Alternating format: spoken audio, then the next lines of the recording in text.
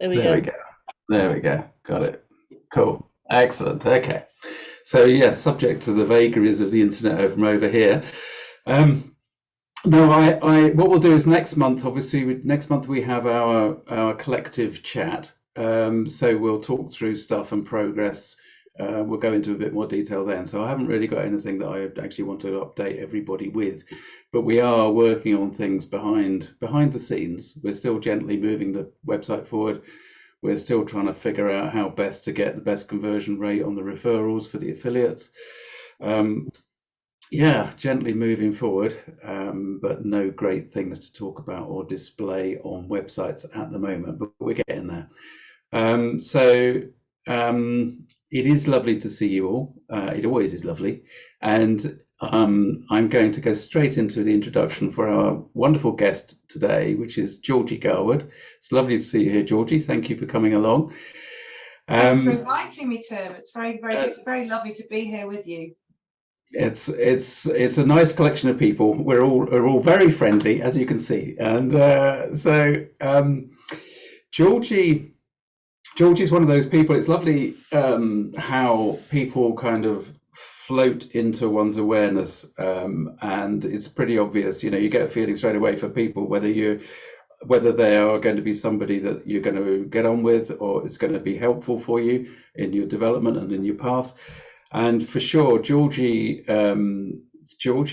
definitely is somebody that I knew right from the start was going to be helpful for me personally. And this is partly why I've introduced her to you all, because what Georgie does is a very, very helpful process of allowing you to open a space with her, allowing you to look at who you are in terms of what your sole purpose really is on a very deep level. Now, that can always sound a little bit kind of like, yeah, really. But some of the biggest breakthroughs that I've had have been from working with people like Georgie, where they are just completely open to what the management gives them to pass on to their client, to the person that's receiving their information. Now, I don't know, Georgie, whether you describe yourself as a medium. I don't think you do. I think you describe yourself as an intuitive, perhaps, but certainly the information that you gave me in our reading was incredibly helpful, and I'm still going through it. I'm going back through it and actually using and building on it because I know the validity of what was said.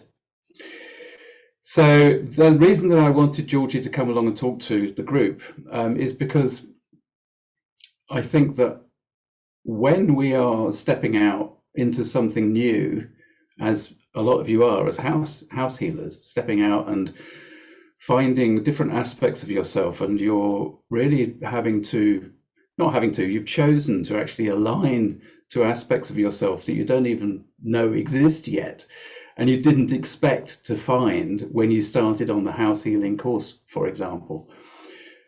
And somebody like Georgie is there to be able to say, have you thought about this?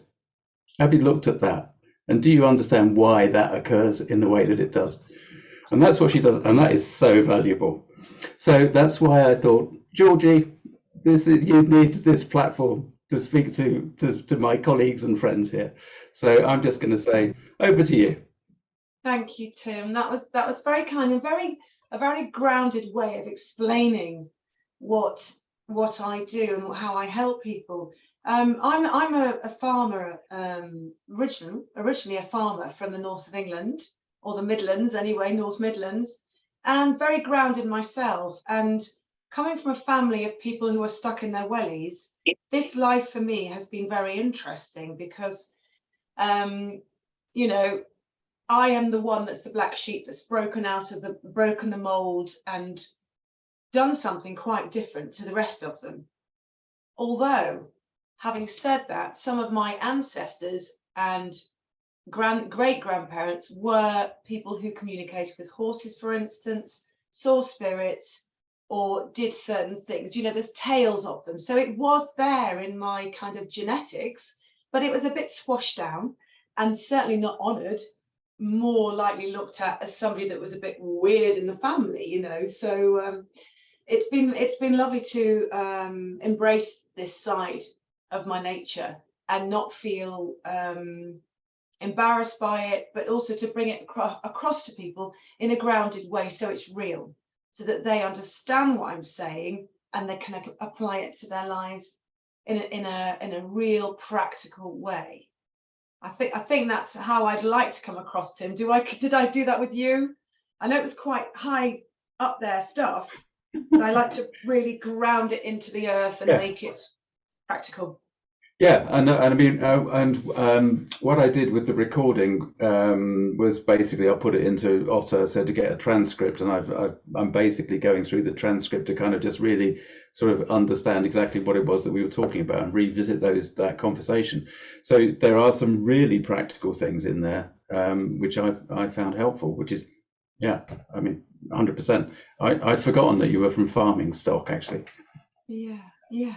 Well, and also just talking about that, you know, a lot of what we've all done in our past lives, or what I mean by that is in our old lives before we started to do things with woo-woo stuff, are very relevant to what you're doing now, because those skills that we picked up and the knowledge that we have from those lives, we haven't done by mistake. They're there for a reason. So, you know, a lot of people can say, oh, you know, I was a gardener, I was a farmer, I was a nurse, whatever, and kind of push that to one side. But actually, if we can bring all those skills and talents forward with our sixth senses and our intuitive gifts, our psychic gifts, then we can really be somebody to that can help in a huge way. And also it makes us relatable to other people. So the soul blueprint, what I work with to help people is this, it's called a soul blueprint reading. And we have a chart made up of codes. And these codes come from the sound vibration of your birth name. So just backing up a bit, before we come into the planet, we have a soul contract. And our soul decides what it wants to experience in this life. It decides the karma that needs clearing. And for many of us, that's a lot in this life, because we're all doing, as light workers, a big cleanup job.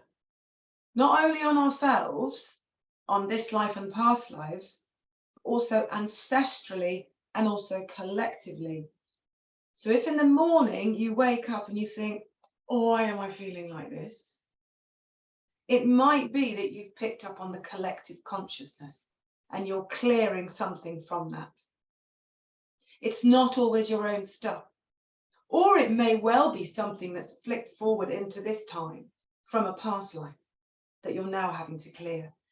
So the karma side is shown, and then we can understand why we're having these things happening to us, or we're behaving in a certain way, or certain people are behaving in a certain way. It's because we've chosen these karmic lessons, if you like, to clear.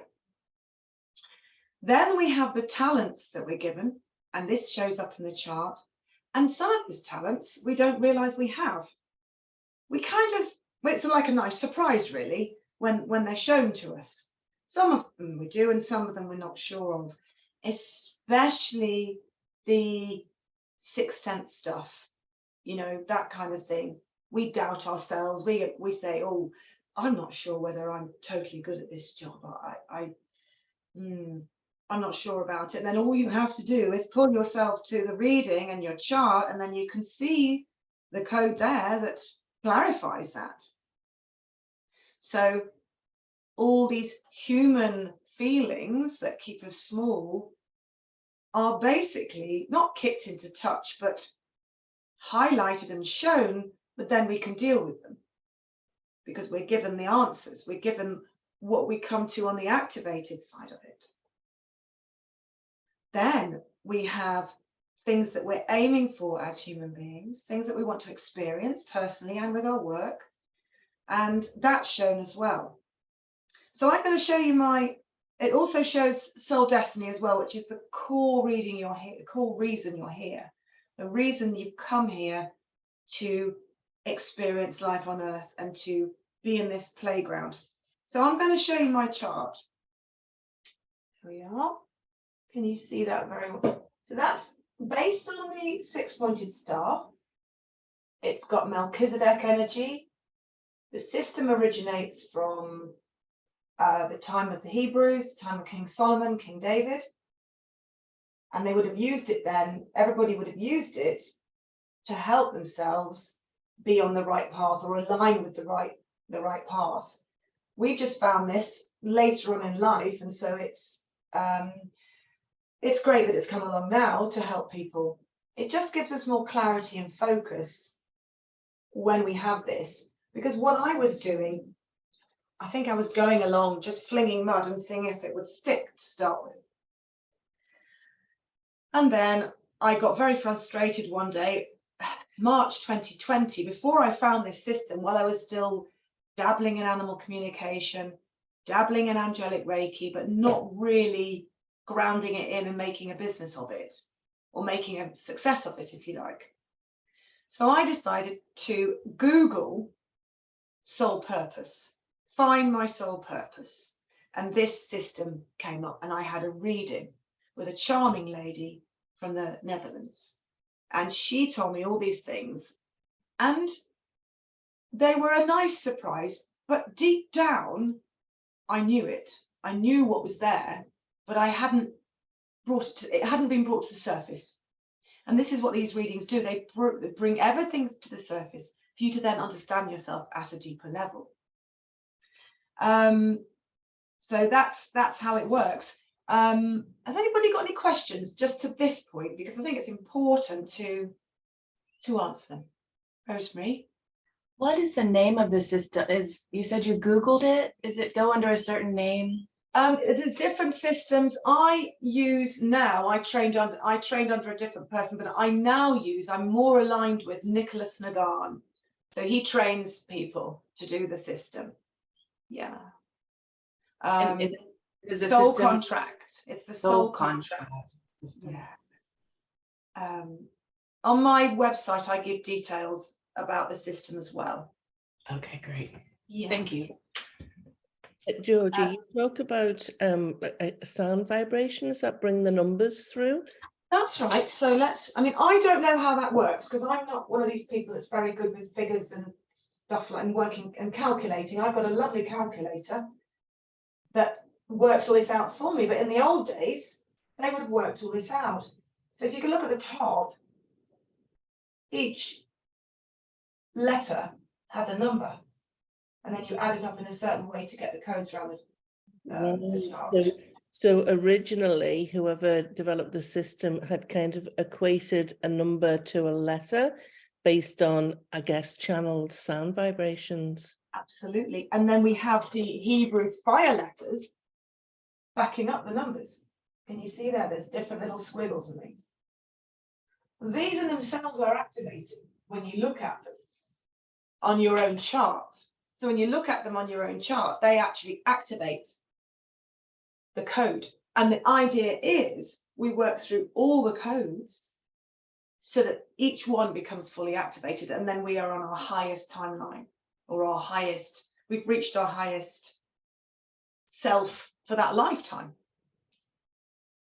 And some people choose not to follow their soul contract. There might be a couple that have a joint contract together, which I do see in readings as well. Well, one of the two of the couple may decide that he or she doesn't want to follow the contract. And so it's knowing whether that, what's going on. It's finding what's going on within that couple as well, when I'm working with couples, to see if, yes, they've got the same codes and the same missions, but one of them may not be activating and not wanting to activate. And then it gives you permission to move on from that relationship if there is nothing to be done, or the reading given helps them to work through certain things together in the relationship. So it's fantastic. It has many different kind of uses, if you like, not just personally, it works for families as well, the whole thing. And then you'll often have families with similar codes, and they're all helping each other with that particular thing. Has anybody else got any more questions?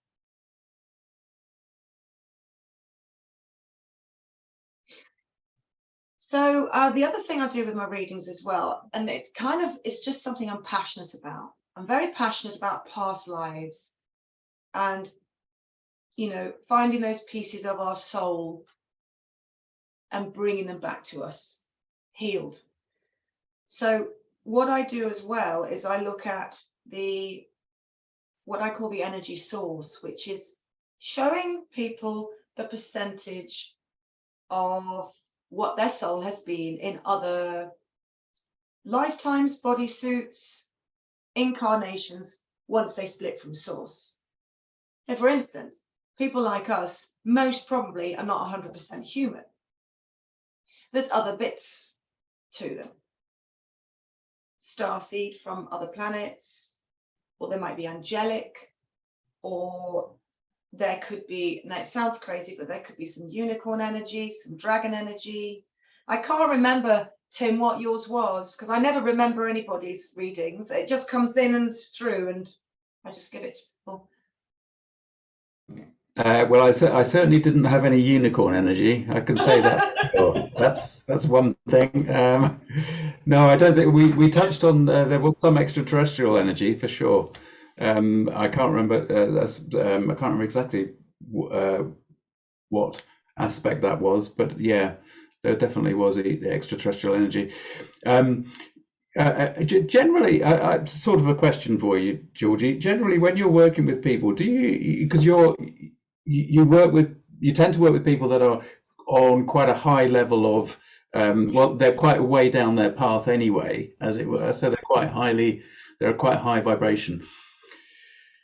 Do you find that people come to you mainly because they're curious or because they are stuck? Both. It's Okay. a combination of, it's different reasons. It can be that they're stuck. They maybe have come to a crossroads. I'm not sure which way to go, so I just can give them clarification. And the less people tell me about themselves, the better, because that then doesn't influence. So that just coming in then, and then they go, oh, right. And then at the end, I say, well, you can ask me any questions at the end. And then they often ask questions that I kind of maybe have touched on myself anyway, but we can then just work out, you know, which path then that they can take, because if people tell me too much to begin with, it influences me too much. I'm better just knowing it's a clean canvas, blank canvas, and I've just got a soul contract in front of me. Yeah. And what about influences from realms like elementals? Absolutely. So many of us have got elemental connection. Some are galactic elementals as well, which is a new one I found this year. The galactic elemental energy is working with the earth elemental energy to bring in this higher frequency to the earth, to help her. Well, she's risen, so she's been helping her to rise to fifth dimension. We're just all catching up right now. Right. So from your feeling is that the earth has already made that change, and we're being that, so the wave that we're all experiencing is actually part of that rising. That's exactly what you're saying, is it? That's interesting. I feel like that's why there's so much chaos right now, and since you and I spoke, Tim, it has gathered in momentum, as we know. Oh, hasn't it? So not just with the weather, but also with the financial system, with the politics, with people waking up, people asking questions. I mean, I have a brother-in-law who is military. He is a pioneer in the business world, done really well for himself, stoical, you know, conservative. And he told us last week that he'd sacked his top guy who taught him Reiki. which he was keeping very quiet. He's sort of like in denial of it. He's in denial of his spiritual self, if you like. He sacked his top guy because the top guy was asking questions and saying, things aren't right here. There's something not right. This is what's going on. And my brother-in-law said, I only want positivity. I don't look at anything else. But then yesterday, he asked my husband, what's going on with the weather? It's not right. So just being around us for a couple of days, without us particularly talking about anything, but just being in our energy. So with this a bit same for all of you, when you're around people, just being in your energy will start to change the energies of people. So they just start to ask questions, because we're affecting the energy bodies as well as the mental body, obviously, but also the energy bodies are being affected by us, and we are catalyzing them now. And without even saying, oh, did you know what's going on? Or do you think this is strange? Or anything like that. Just being there and being ourselves is doing the job. Amongst other things, of course, the huge amounts of photonic light coming in. Astrologically, it's lining up as well for big changes. Don't ask me all the stuff because I'm not an astrologer, but I do listen to different astrologers and take much comfort from what they say, and it is very grounded stuff. Yeah. So just on that note, you just sparked a thought. Is there any significance energetically and kind of what's happening with the fact that 3 different religious festivals all kind of landed at the same time? Because I don't think we've had that for quite some time. Oh, I have no idea, but of course it will be. Of course, everything, nothing is a mistake. I think Everything. There was Easter and Passover, and there was a third, and I can't think what it was now, but I don't think we've had that for quite some time. So curious about that. Yeah, absolutely. I'm of course nothing's a mistake, especially now. And it's designed now, everything now is designed for the light to win for the first time. And the thing is with all of us is there's parts of us that say, oh, well, it didn't work last time. What happens if it goes wrong? And that's just human stuff, because we remember our past lives when it didn't work and we've come back again to make it work. But this time, apparently the deal is done and we're just catching up in the physical. So all these things, all the timings, the next new moon is at the same time as a very powerful solar eclipse. And it's heralding, there'll be other astrology as well, and some of you may know more about that than me, but it's heralding this time of massive rebirth. April the 20th, I think it is. So it's next week, huge rebirth coming for us as a collective, but also for the planet as well, going in the right direction. And some of us will have, now I did talk to Tim about this when we had did his reading, and we talked about other stuff. The ascension process is what's happening now, and I'm not sure if all of you understand or know or have heard about it. I can explain it if you would like me to, or my Yeah, go on. That would be great. That would be really good. So, what is ascension? Well, I see it as the Earth has been in third density since the fall of Atlantis, which was 26,500 years ago. And during that time of third density, we have been, if you like, ruled by the negative agenda, or the lower energies, whatever you want to call it. I'm not going to get into politics here, but they have been influencing and keeping the population very small. Our gifts and talents have been squashed down, not just by the programming, but by the fact that our DNA has been taken down to 2 strands from 12. Now, the idea in the mainstream is that it's junk DNA. But there's another idea that once this ascension is taking place, and our bodies are changing, and we're starting to access more of our DNA. Some people are already at 4 strands of DNA, which means they're starting to become more psychic. They're starting to be able to vision things. Sometimes they are jumping, they're leaping in time, you know, that kind of thing. Time is warping at the moment for everybody. So the time thing is very third dimensional, third density. So that's changing as well for us all. And we're feeling that there's a speeding up of time. This is part of the ascension process, this feeling of speeding up of time, not having enough hours in the day. And I can't remember where I read this, but apparently we're only getting 16 hours of the old time that we used to know, which is why we don't get as much done in a day. And that can bring frustration in itself. So I think right now people need to give themselves permission to do less and do it well and go deeper with things and be in that present moment. Because once we're in the present moment, we can actually slow the time down. You can practice slowing the time down. Hard to do, isn't it, when we've already been in that other way for such a long time.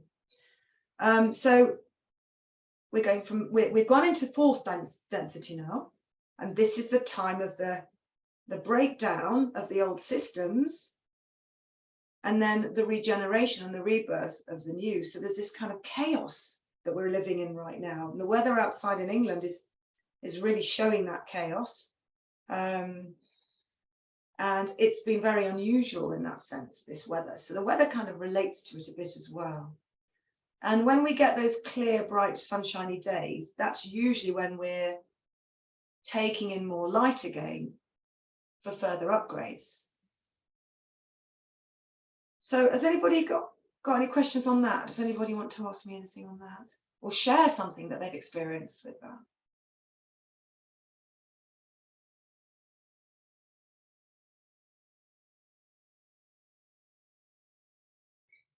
It's always tricky to get a group to talk. I agree with you. I love everything you're saying. I resonate with your words and your vibrations.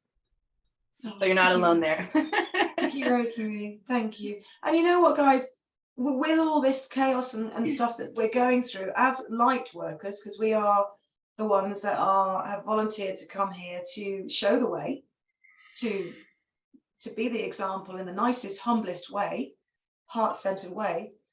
We're going through quite a lot as a collective. You know, we're having to face our demons, if you like, and clear the karma and work through it. And tell you something, I don't feel up full of beans every day. There are days when I'm dragging myself through it like it's a glue. And I think you'd resonate with that, Tim, wouldn't you, as well? Oh yeah. yeah. I do.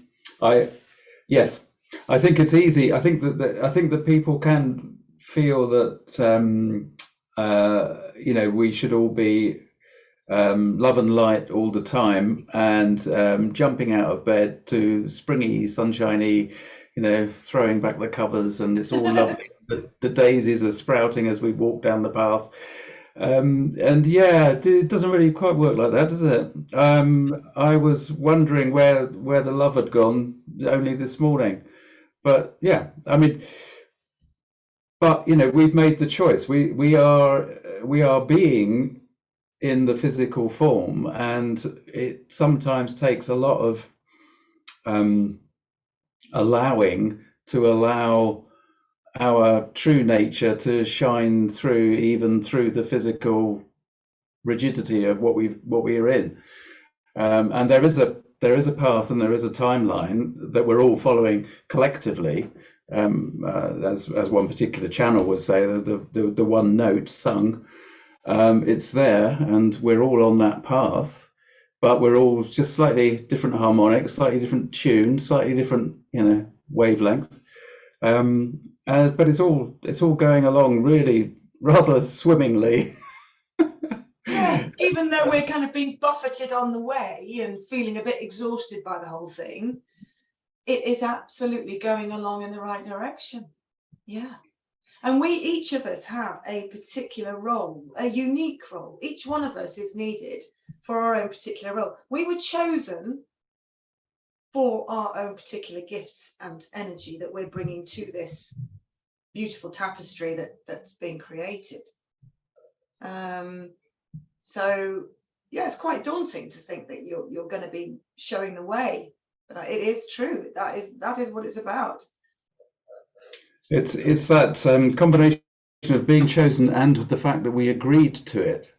It's not just you were delegated. You know, we weren't delegated. We, for some reason, we said yes, we're going to do this. This is our path. This is our choice. Did we? Yeah. I mean, that's fine, isn't it? I mean, do you get a lot of people coming to you with that sort of feeling of like, why did I choose this? Why did I decide this? Yeah, I mean, sometimes we joke about it. If we're having a particularly tough time and there's lots of karma that we're clearing, maybe ancestral stuff to do with parents is usually one of the things that we're having to work through. That can, you know, it can be very tricky. You know, you've got your own human stuff to deal with, your own family stuff, and then there's stuff going on in the outside world that we're kind of, without realizing it, I think in our sleep, we're doing a huge amount of work. We get up some mornings and we feel exhausted. And that's because we are actually doing work in our other bodies, in our other out of body situation. So apparently there are 12 of us from all the different dimensions. This is a theory that there's 12 of us working all those different dimensions at any one time. I can't get my head around that sort of kind of, it's quite quantum. Some people can. Yeah. I struggle with it because I'm very much like a, you know, farmer. I dig the ground and I plant the seed and then it grows, and it's very basic, my life in that sense. But there are many people that do understand the quantum theories. Yeah, so yeah, so my son travels at night. I know he does. He travels astrally. My son. Right. He has to have. He actually says, "I'm not working tonight. I need a rest." No, it's a good plan. I suspect, David, you probably do that. Don't know whether you know that. I've had an inkling that I do, definitely, yeah, because I often wake up feeling more tired and worn out than I did before I went to bed. Yeah, pretty much sure sign, I think. Yeah. Georgie, I've just got another question. So children, is there, you know, because I often think when we get to our kind of wise old age and then we're looking for, you know, kind of, you know, guidance, is there a role for this, you know, around kind of children, helping them to uncover that early on so that they can make a bigger difference or they can live more aligned? I just think, you know, Absolutely. this in our 40s and it's just like, damn, why didn't I know this 20 years ago? Yeah, I mean, the kids, there's been waves of starseed kids coming in. And apparently from 2012, all the children coming in order for this energy, this high frequency to come in, have all been starseeds. So they're not just human, they've got human mixed with different things. Often they're with parents who are pure human, who don't understand them. So there's a huge need for teachers and supporters who understand kids to be helping them. My daughter's one, she is actually starseed human anyway, but one of her roles is to help children, to teach kids and to understand the youngsters, because they don't fit into the education system. It doesn't work for them at all. They're completely bursting out of it. You know, their way of learning is completely different. And their knowledge, you know, they come in, some of them are coming in now knowing their past lives, knowing their galactic origin. I mean, it's extraordinary. I talked to a little girl the other day I was doing some energy healing with a group in London. And this little girl said to her mother and I, she said, "I'm from the sun." And she started to proceed to tell us about why she was here. I mean, what do you say? We were like, we just couldn't you know, she was teaching us. So what's happening now is these kids are actually teaching us, because they're more high frequency than a lot of us are.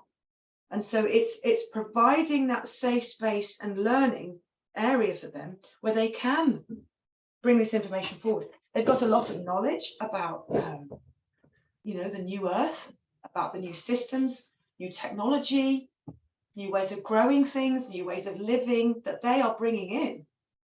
And they're looking for support so that they can do this and share this with the world. So I think that's our role, really.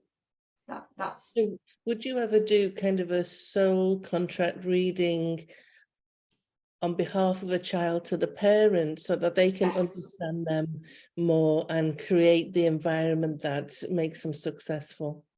Yeah, and I do a lot of that. So for instance, last week I had 2 daughters under the age of 16, because if you're under the age of 16, you need parental consent, but a parent is able to do that for their children, either with or without the children, because they are their guardians up to 16 years old. Sounds crazy, but you're also allowed to do it for pets. That sounds a bit bonkers. So any person up to 16, the parents can have a reading for them without them even knowing. That's okay as well. So it's a combination of whatever feels right for the family. But after that age, the child needs permission, and they must be there to receive the reading. It can't be processed through the parent. Yeah, unless it's a family reading and everybody in the family is given permission, and then one person has the reading for the family, then the recording is taken and the family listen to the recording.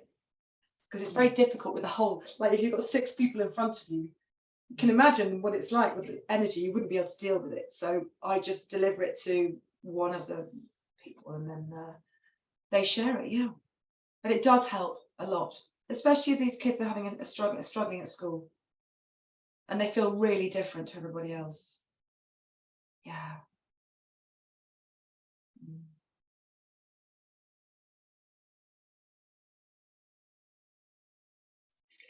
So, what if people listening to this, you know, in the group here, want to get in touch? They could just go to your website. Which one? Where's that? Or I guess you're go on.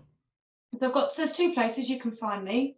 The first is the Facebook page, which is Unified Consciousness Community, and you can ask to join. So it's a private group, it's very safe. I don't just let it open to everybody. Some of the things that are discussed are sensitive sometimes to people, so people can feel safe there if they want to discuss things as well. And then I do a couple of times a month I do mini readings to give people a little flavor of what I do, and it just helps them to understand me as well, and know whether I'm the right person for them as well.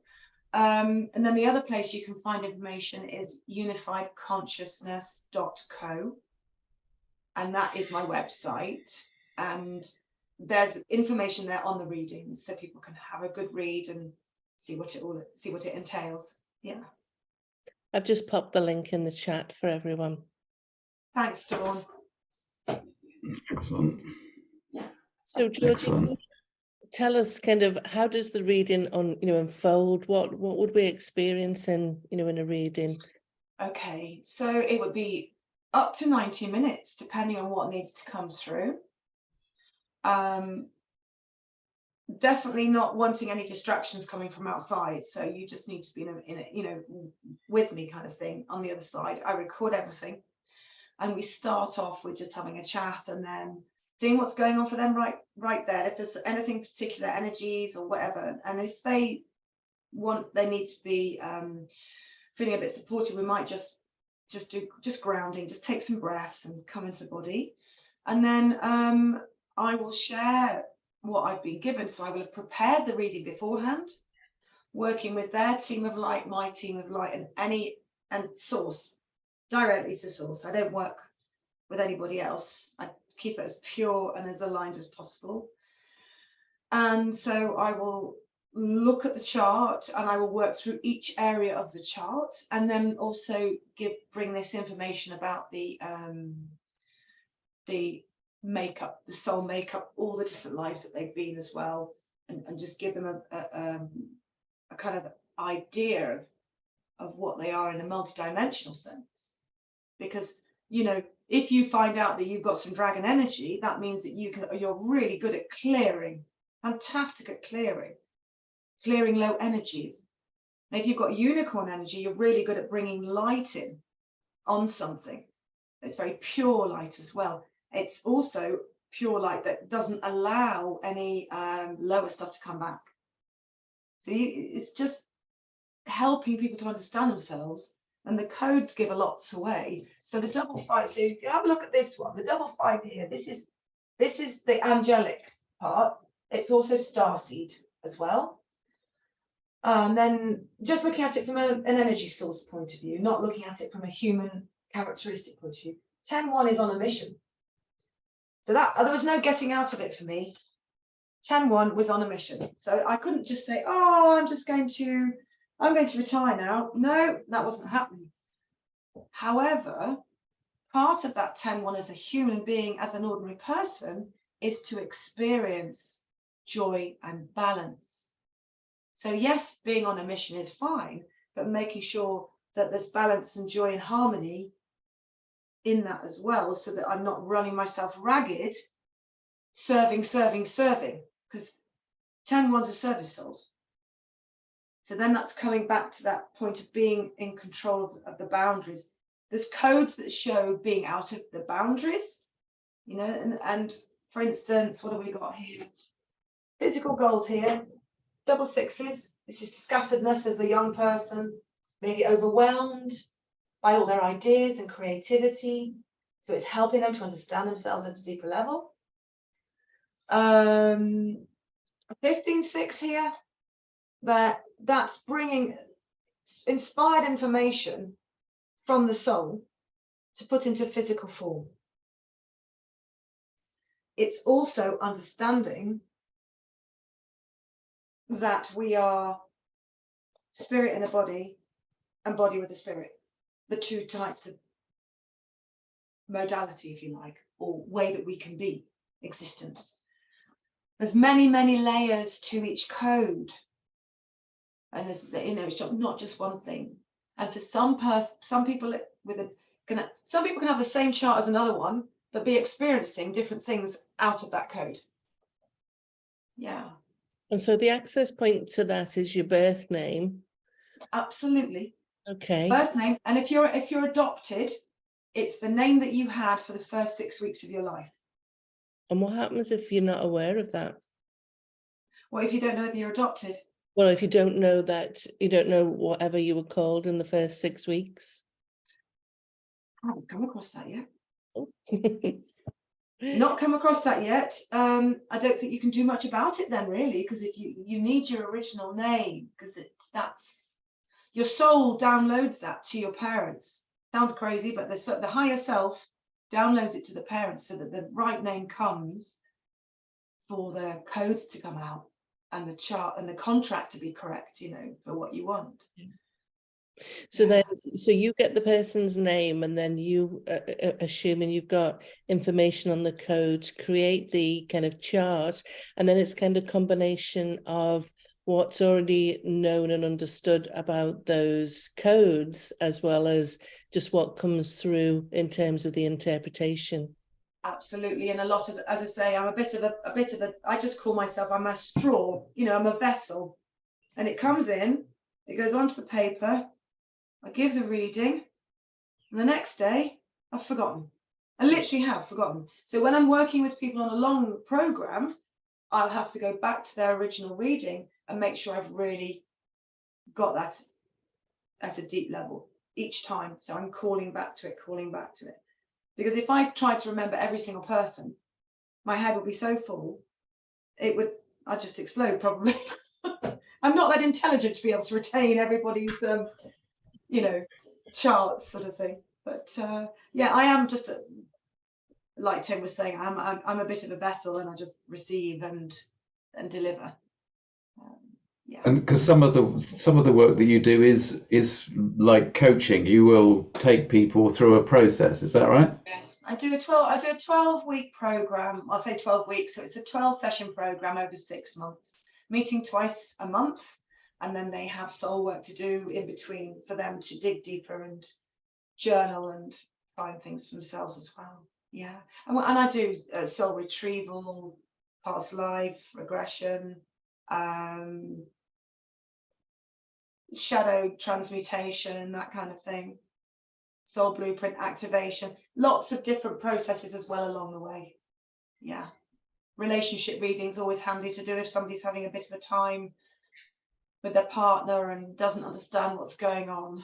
That's always a good one as well. That helps. Okay.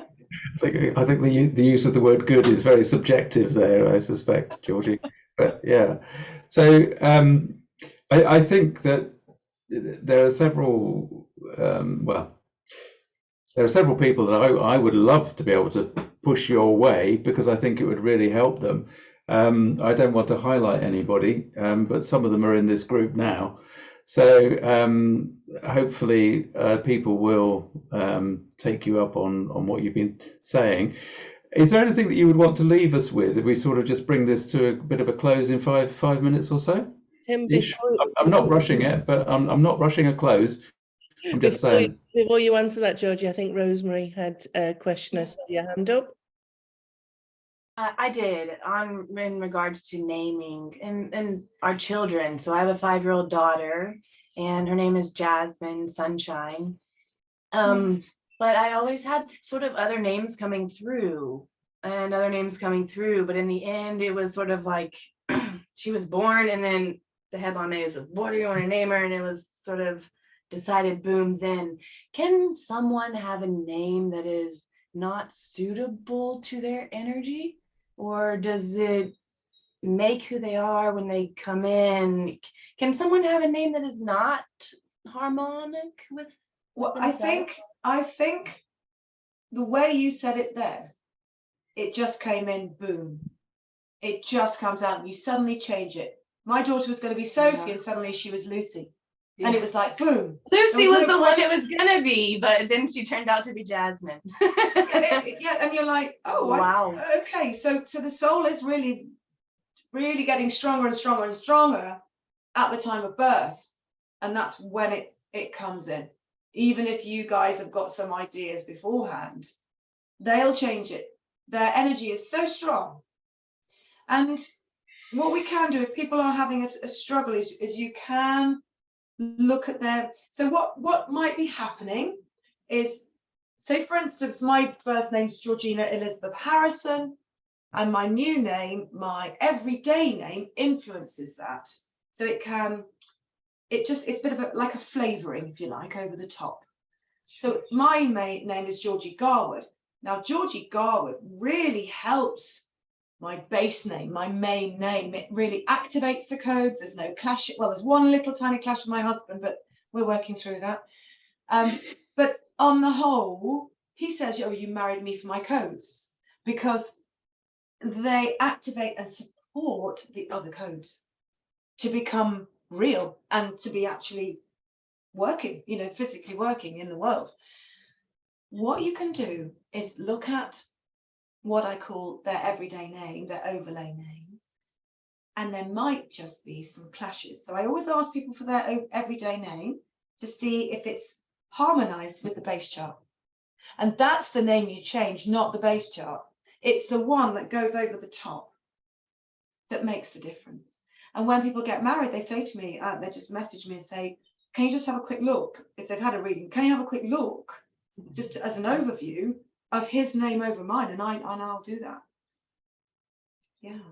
And sometimes they say, "Right, I'm sticking with the one I've got," because they can see. Where were you 5 years ago? Oh. Where was I for myself 5 years ago? Yeah. Exactly. So yeah. I've kind of, sorry. No, carry on, please, carry on. Wonderful. Yeah, I've got a question kind of leading on from that about the names as well. And it's almost like two questions in one, but I had the same name as my dad.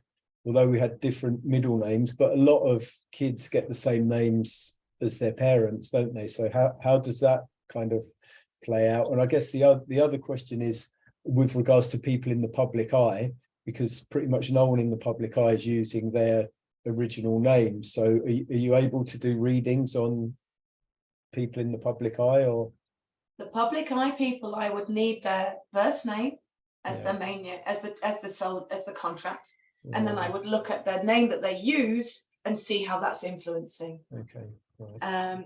And with regards to people who take on their father's name or their mother's name, they are taking on the contract, Right. but they okay, might be taking it on in a slightly different way. okay. There might be, as I say, some parts of that code or some parts of that coding that they're taking on as an extra, that the parent Yeah. hasn't taken on. Yeah, yeah, that's really interesting when you say that, because although my dad was David as well, but he was always called Danny for some reason. Everyone always called him Danny. So it's all, when you say that, I'm thinking, okay, so you ditched all of this David stuff for Danny, and then I took on the David part. He didn't ditch it because you can't get rid of your birth name. It's there. Right, okay. You Okay. can't change it. You can do what you like, but you still come in with that contract. Right. That's okay. the contract. However, he changed his overlay name to Danny Yeah. from David, which would influence it in a different way, and it would play out in a different way. Yeah, okay. So you can never escape from the contract that you come in with. That is Right, it. You okay. come in with it. But you can help yourself by Yeah. choosing a name that harmonizes with it and Okay. also maybe activates your base chart. Okay. Yeah. Okay, but if someone has got the same name as their parents, it's the paths are pretty much going to be aligned, yeah? Or Well, there might be different bits of that code that they're working on, extra yeah, bits. okay. So slightly different, but yes, similar. Okay. I wonder why. It's interesting why people do that, isn't it? Maybe they want to keep this ancestral Yeah, contract thing going through. yeah. Your soul chose that. Your soul chose whatever it is in your contract. It chose that. Mhm, okay. And I'm super grateful. I'm named after my grandmother. I just am so grateful for that now. And this time realizing this more and more with names and sounds and vibrations, and now speaking to you today. Yeah. Yeah. And so the birth name includes your middle name if you have one? Of course, yes, the full name, Okay. if you have one. Yeah, whatever you have is relevant. Even if you don't like it, and it's like, oh, I don't want to tell them my middle name. I don't like that. Or even if you don't like your birth name and you've completely changed your name to something else, that's the name you came in with, and that's that holds the contract. Yeah. So it's a soul contract, Georgie, but you also have said that people can step away from aspects of it. They can choose to say, well, actually, no, I'm not doing that this time. Yeah, I mean, it's a free will at the end of the day. But do you find that kind of choice to step away from aspects of the contract is fundamentally then going to give a problem that manifests in the human experience? Is that fundamentally what? Yes, it's very pushing a boat uphill. It's very rowing the boat up the river instead of going with the flow. And they do create some misalignment and some difficulties for themselves often. Yeah. Or they're just playing a bit smaller, if that makes sense. So they're limiting themselves and choosing that. Yeah. Yeah, and there's a question there from Louise. Does it affect your soul contract if you only use your basic name versus your full name? So does it affect your soul? Not at all, Louise, because that's your name. People don't need to know it.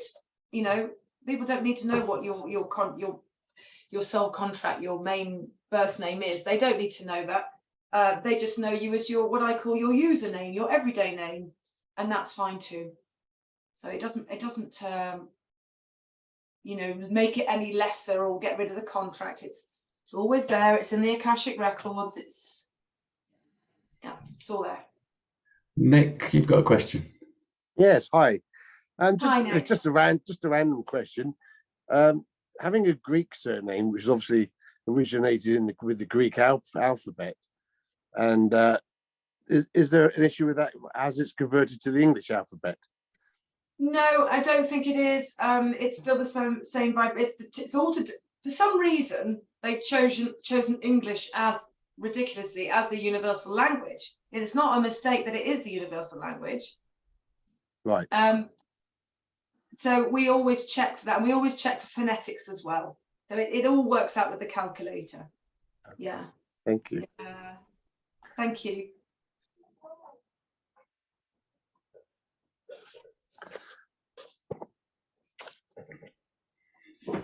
Anybody got any last, or not last, I mean, I said last just now, and there was a whole horde of questions. As a fact, I will say it again because I want another horde of questions to come in. So last questions for Georgie. Who's got a last question for Georgie? Yvette, you've been very quiet through all this. What's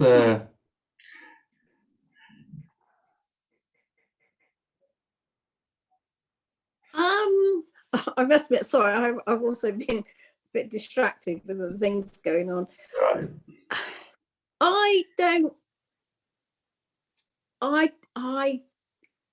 I don't know at the moment, Tim. It's not something that is currently resonating. That, you know, because as I've learned on this pathway, that sometimes these things are given to us before we're ready to receive them, and it might be a sort of a month, a week, a year later that the penny finally drops. So yeah, I don't know. But then talking about names, I said to my parents, well, why did you name me that? And they said, oh, because we heard it on the television. So I'm sort of just thinking, I'm quite lucky. I could have been named after a bloody washing powder or something. Or Scooby-Doo. Yeah, well, yeah. And Thelma, yeah. Thelma, yeah. And I think, you know, given my great age, because I think I'm probably quite a bit older than, you know, my Yvette has always been has up until probably the last 20 years been a really unusual name. And, you know, people couldn't spell it. Oh, what, you're the vet? No, I'm not the bloody vet. I am Yvette.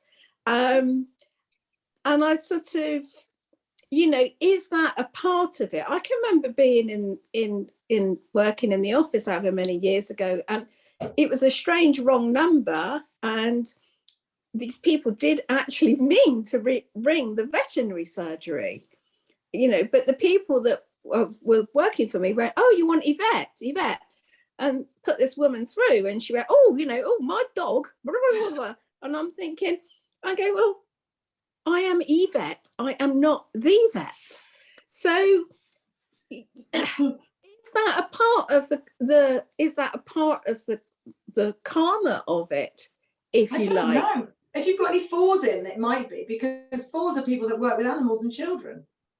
But I don't know what your contract is. So but that, you know, it's a bit ironic, isn't it? It would be interesting to know if you're an animal communicator. I've not done much of it. I did have a, you know, I went to see someone's horse the other day, and yeah, I think it did. I think I could possibly, you know, do a bit more, etc. But you know, that sole contract of, you know, going, oh well, I've just heard this name on the TV, I think I'll call my child that. Does that impact on it? My eldest daughter was born just after I'd watched Pride and Prejudice with Colin Firth, and you know, and she was going to be called Poppy, and she ended up being called Darcy. Right. Your parent, you and your parents watch those TV programs for a reason, and your soul would have drawn you to them. They would have been, you know, that's how it works. as I say, the energy gets stronger and stronger, and that soul really wants the right name. So it's not a mistake. And also it would be interesting, wouldn't it? And it would be ironic if you are called to working with animals, because that would kind of be like, you know, it's being put in front of you, isn't it? Constantly. Maybe. And my youngest daughter was named after an Eric Clapton record. You know, she's called Alberta. So, you know, But you could have named her after a Spandau record or another she could have Queen been, record. You chose that. So yeah, she could have been that's the Layla. reason. I mean, you know, that's really popular. Layla, yeah. Alberta was something a bit different. So, you know, so where do those names come from? You know, Tim's parents, you know, you're a Tim, you've got a brother that, you know, they're quite good, solid names, aren't they? You know, does the solidity of the name, you know, or how long it's been in parlance, does that come into it? Not at all. It literally is the sound vibration of the name. It doesn't matter what it is. It could be Timbuktu and it would still have the same codes potentially as Joe Bloggs. All right. Right, do you know what I mean? When it's all added together and worked out. It could be something fantastical like Anastasia Rocket Fuel. It would have the same name as James Brown. Yeah. It's the same codes as James Brown. It's all to do with the sound vibration of those letters falling together that brings about the contract. Can I ask Yvette, how many animals do you have? Animals? Cats, dogs, you know, the ones that are always. I have one dog and Around a laptop. Yeah. yeah. No, they're all asleep. One cat. No, I have one dog and 3 animals. But sorry, going back, Georgie. So how is my daughter Alberta? So you're saying it goes on that, you know, the sounds, the resonance of it. So how is my Alberta going to be different from, say, Rosemary's daughter, if she had a daughter James called Brown, Alberta? from my James Brown. Yeah. It's well, obviously you've got the surname, which is different. Right. Okay. So that then makes it different. But if you had two Yvette's, what's your surname, Yvette? Milliner. You had 2. Is that your birth name? That's my maiden name. Yeah, I've had a few. I've gone back to that one. Okay, so if we had 2 Yvette Milliners, you still would have the same codes around the chart, but there may be different things that are jumping out at me from those codes, because each code holds a range of things, and each code has ranges of stuff. Okay. Yeah. Yeah. It's not as clear cut as it could be. It's like, okay, so there's like all these different bits of it, and somebody with the codes in a certain area in the same area as another one might have activated their codes. They might be in the talent of it as opposed to the karma of it, depending on what's going on for them in their lives and how much inner work they've done or self work they've done, all that kind of thing. You can have somebody with a coded talent that's completely in the you know, working in the karma still, because they haven't quite grasped what they are and how, you know, that they've got this thing. Once you tell them, it's like that, boom, it's very quick. It's like a realization, like a jolt, if it's in talent. Yeah, it's really interesting to there's so much to it, you know, and certain codes show other things that I've other than what I've learned in my training, if that makes sense. There's patterns of things that I see sometimes as well. Yeah. I love the fact that the codes are equated to sound vibrations, because there is a school of thought that says, you know, the whole kind of universe, the structure of the universe is sound. That's the infrastructure, the kind of, you know, the scaffold, if you will, that all life and matter kind of grows upon. And so, you know, if we have a if we have a set of codes that aren't activated, then we don't fully have the structure in place that allows us to live the life that we were, destined to live. So I just think there's a fascinating kind of relationship with sound. Absolutely. Yeah, I love that. I love that. Thank you for bringing that, Dawn. That's brilliant. Really like. I'm not very good on that kind of thing. Everybody's good at their different bits, aren't they? Everybody's good at, that's what I'm saying. We've all got our niche, and we're all learning from each other, and that's what's so beautiful about this whole process that we're going through. Once you take the lid off being spiritual or that part of yourself, there's no going back. You're there. You can't go back. You've gone through the door and you can't go back. You could try, but it'd be very uncomfortable, I think. Yeah.